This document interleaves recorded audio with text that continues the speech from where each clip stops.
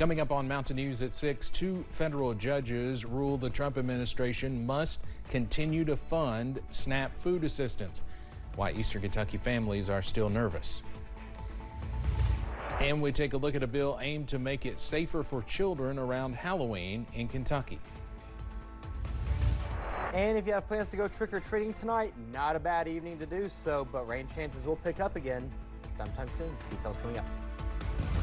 Dedicated to Eastern and Southern Kentucky, this is WYMT Mountain News at 6. 2 federal judges ruled the Trump administration must continue to fund SNAP food assistance through the federal government shutdown. They previously argued they could not continue to fund the program. More than 500,000 Kentuckians receive SNAP benefits. The rulings do not mean families will immediately get the help they need, though. In the meantime, they are going to local food pantries for help, but as Samantha Valentino shows us, those resources are struggling to keep up with the need, especially here in Eastern Kentucky.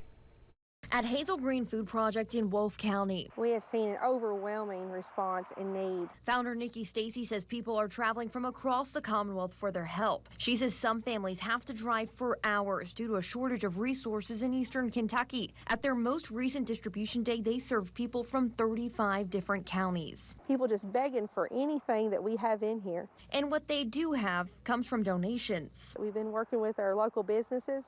They've been dropping off canned food, any kind of microwavable food, because we are all worried about the children.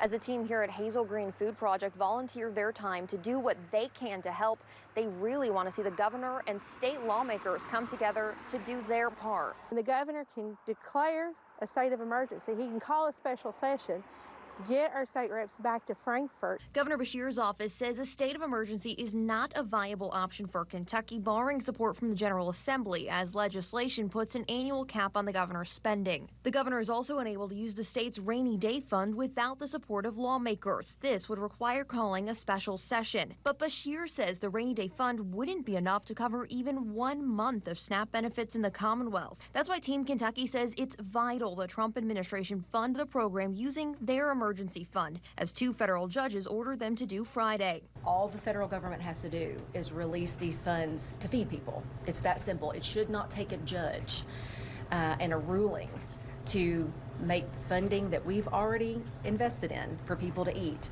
to not starve as we begin the Thanksgiving holiday season.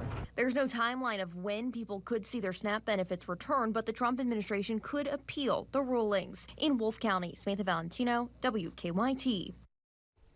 Starting next week, Hazel Green Food Pantry says they are teaming up with Wolfe County schools to serve hot meals to students and their families. Those will be served after school on Mondays and Fridays, and they will be sharing more information about that on their Facebook page. Some folks in the mountains are wondering what leaders and businesses are doing in counties about this situation. According to a social media post, the Perry County Fiscal Court says they are partnering with both school systems as well as elected officials and state partners to help those who need food if this shutdown continues. They say they are setting up a community support center where folks can pick up food boxes. Officials say more details would be released about that soon. The Kentucky WIC will continue to operate as normal until further notice. The Women, Infants, and Children Nutrition Program clinics provide free healthy food, breastfeeding support, nutrition education, and referrals to other services to support families. Officials say WIC clinics are open and ready to serve.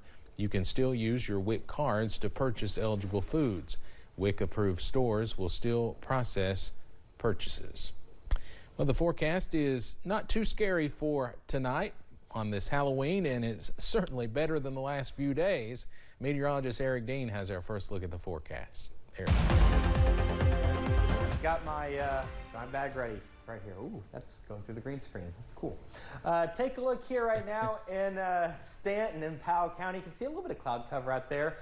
Temperatures right now in the 40s and 50s. If you do have plans to go out tonight, not bad at all. First Alert Live pinpoint Doppler radar, all is quiet through not just Eastern Kentucky, but throughout the entire Commonwealth. You can see the wind picking up a little bit out of the north-northwest. That's what's keeping us relatively cool at this hour. Temperatures right now, 40s and 50s, low 40s as you make your way towards Wise, 50s from Whitesburg to Stanton down to Somerset over towards the Monticello area. If you have plans to go trick-or-treating, here's that trick-or-treating forecast. I know Steve's passing out the king-size candy at his house this weekend.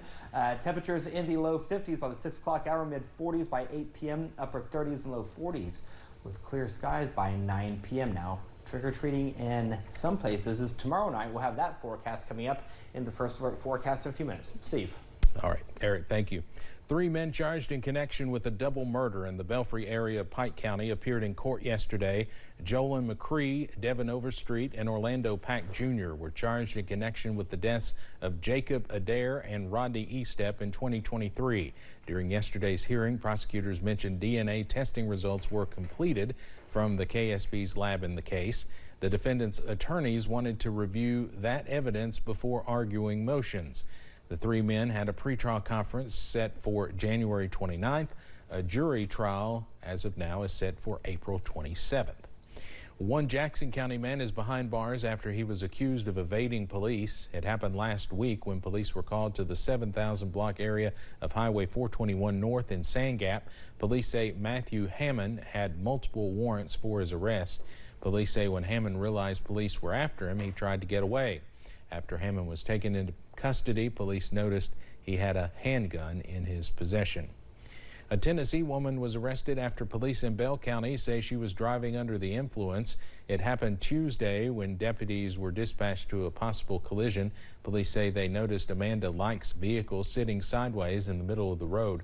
Deputies say when they asked for her license, she showed one that was suspended for DUI.